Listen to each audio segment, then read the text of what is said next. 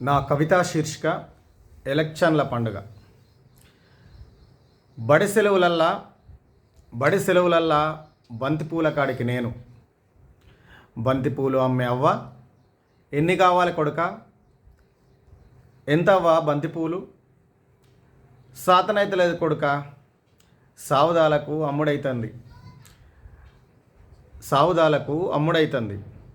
ఇల్లు గడవడానికి తప్పదు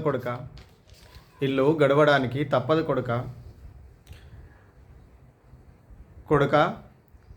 ఏమో ఎలక్షన్లట కదా, ఏం ఎలక్షన్లు కొడుక, తాగుడు తినుడు తందనాలాడుడేనా? అయినోన్ని ఎన్నుకోమంటే వాని దగ్గర పైసలు ఎక్కడి అంటారు కొడుక. మా పోరడు డిగ్రీ దాకా చదివిండు బిడ్డ, ఏదో పొలిటికల్ సైన్స్ అట. మరి రాజకీయం చేయరాదు కొడుక అంటే పైసలు మనకెక్కడి అవ్వ అంటాడు.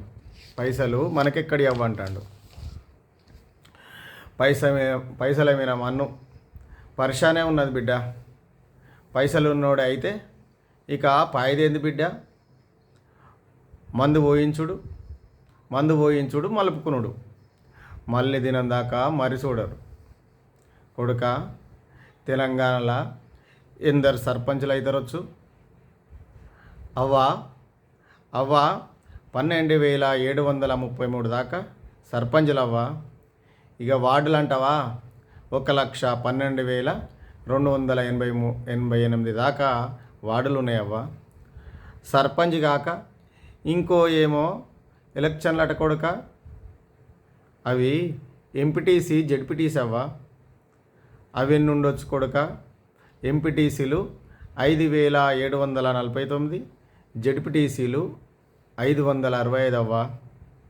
ఏమో కొడుక, పైసలు ఉన్నోడు అయితే ఏం లాభం కొడుక. అదే కొడుక, ఏమో రిజర్వేషన్లు అట కదా, ఇంకొకరు రావద్దట కొడుక. నిజమే అవ్వ, అంబేద్కరు పుణ్యం కట్టుకున్నాడు కొడుక. మా ఊళ్ళో మాది